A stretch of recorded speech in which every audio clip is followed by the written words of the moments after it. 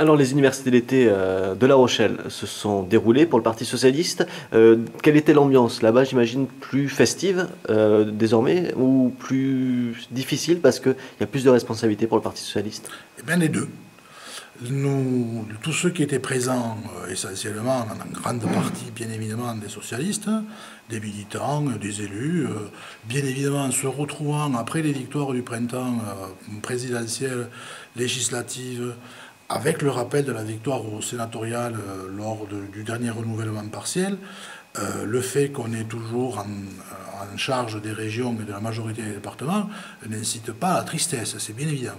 Bon, mais il n'en demeure pas moins que la situation économique n'a pas changé, la situation de l'emploi s'est dégradée encore une fois pendant l'été, les dernières statistiques en font foi, les prévisions de croissance ne sont pas à la hausse du tout, et même l'OCDE a établi un certain nombre de chiffres donnant à croire qu'on sera en deçà des prévisions qu'ils avaient réalisées au printemps.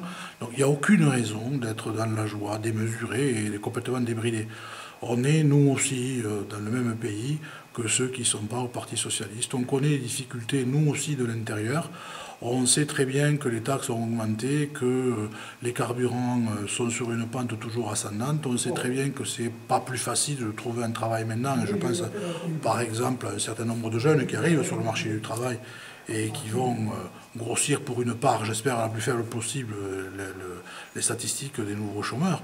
Donc on connaît toutes ces réalités-là et on sait aussi quelle est l'impatience de bon nombre de nos compatriotes qui ont voté pour nous. Donc il n'y avait aucune raison d'être dans un monde et une bulle à part, parce qu'on est vraiment en prise avec la société et que la volonté telle qu'elle avait été proclamée, écrite et rappelée maintes et maintes fois durant les campagnes du président de la République et du gouvernement sont dans ce fil-là de vouloir faciliter ou résorber une partie des difficultés des Français. Donc encore une fois, ça nécessite une réflexion, une position sérieuse et un travail permanent. Et le gouvernement s'y est attelé.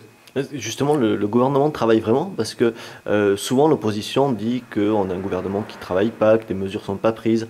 Vous avez vu des ministres, qu'est-ce que vous en pensez? Mais je pense déjà que c'est quand même rigolo d'entendre cette reprise-là de propos de gens de droite qui travailleraient ou qui dénonceraient un manque du travail du gouvernement. Au moins reconnaissent-ils eux-mêmes qu'il y a déjà un gouvernement. Parce que quand ils étaient aux affaires, il n'y avait pas de gouvernement. Il y avait un collaborateur, je reprends les mots du président de la République, hein. M. Fillon était le collaborateur du président, il ne mentionnait pas les ministres. Bon, donc il y a déjà un progrès, il y a un gouvernement qui gouverne. C'est pas spectaculaire. On n'est pas dans ni le bling-bling, ni la volonté d'un personnage incontournable de s'accaparer tous les dossiers, toutes les actions et de dire avec moi on va tout faire. Non, c'est pas la politique de François Hollande, c'est pas sur ces bases-là qu'il a fait campagne et qu'il a été élu. On revient, et c'est heureux, à un esprit, à la lettre et à l'esprit de la Constitution. Le gouvernement gouverne, les ministres sont en charge des dossiers politiques et techniques, et chacun fait des propositions, et in fine, c'est le Premier ministre qui tranche. Et le Premier ministre est aussi le chef de la majorité. C'est comme ça que les choses se sont faites, qu'elles se sont mises en place, et qu'elles se déroulent. Et le gouvernement travaille. Si le gouvernement ne travaillait pas, il n'y aurait pas eu, pendant l'été, par exemple, ce collectif budgétaire qui a permis de retrouver 7 milliards de marge de manœuvre supplémentaire pour le fonctionnement de l'économie. Si le gouvernement ne travaillait pas, il n'y aurait pas eu les annonces telles qu'elles ont été faites et prises à la loi. On n'aurait rien dit sur la retraite, on n'aurait rien dit sur l'allocation de rentrée scolaire qu'on a mis en place, on n'aurait rien dit sur les mesures d'emploi qui vont être présentées là dans les semaines à venir sur les emplois d'avenir et sur le contrat à génération. Si le gouvernement ne travaillait pas, croyez-vous que les partenaires sociaux auraient accepté de participer à une conférence qui prend rang et date sur plusieurs mois pour essayer d'en venir à bout en mettant en place en France une vraie politique de dialogue sur les conditions de travail, de retraite et de salaire. Soyons sérieux, même la droite sait que le gouvernement travaille. Par contre, elle sait aussi qu'il ne travaille pas dans le sens qui était le sien. Ça, oui.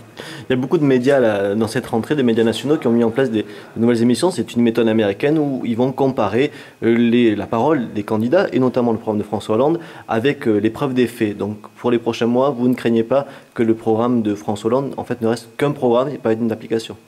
Je vois un certain nombre de mesures qui étaient listées dans le programme de François Hollande et qui étaient listées même avec un agenda. il y avait un certain nombre de mesures qui étaient prévues pour les premières semaines du gouvernement, un certain nombre de mesures qui ne pouvaient être effectives qu'avec l'arrivée d'un nouveau Parlement au complet, avec le renouvellement de l'Assemblée nationale, et un certain nombre de mesures pour 2013 et le reste du quinquennat. On est aux affaires jusqu'en 2000, au témoin d'août, 17. Ça fait 5 ans. Que les médias aient envie de reprendre une façon de faire de l'information telle que les Américains puissent le faire, ça leur appartient. Et de toute façon, on n'a certainement pas d'ordre dans nos médias et ils font leur travail comme ils le veulent. Il n'y a pas de problème là-dessus. Ils constateront toujours des écarts entre des mesures annoncées et des mesures réalisées. Il y en a une qui n'est pas compliquée. Par exemple, dans le programme, il était question de bloquer les carburants par l'instauration d'une TIPP flottante. Il se trouve que l'actualité a fait que dans un premier temps, les carburants ont baissé par rapport aux premières annonces, et que là, comme on est reparti sur une hausse, et que le dossier n'est pas complètement bouclé pour des mesures techniques telles que la TIPP flottante, ce qui a été proposé pour pallier rapidement, au moins dans un délai bref, 3 mois, c'est de bloquer les carburants en commençant à les faire baisser immédiatement de 3 à 6 centimes, la plupart du temps d'ailleurs, sur la marge haute. Voilà, là il y a un écart. Évidemment, quand on regardera, on trouvera des écarts. Par contre, ce dont je suis sûr, c'est que l'esprit des mesures telles qu'il figure dans le programme de François Hollande est et sera toujours l'esprit des mesures qui seront prises par le gouvernement. Si les marges de manœuvre sont suffisantes en termes économiques pour redistribuer, puisque c'était un mot très largement employé par le candidat président tel que l'était François Hollande durant la campagne, mais aussi rappelé par tous ceux qui le soutenaient, si les marges de manœuvre permettent une redistribution plus large, bien évidemment que la redistribution sera plus conséquente et plus massive, en particulier à destination des Français qui en ont le plus besoin.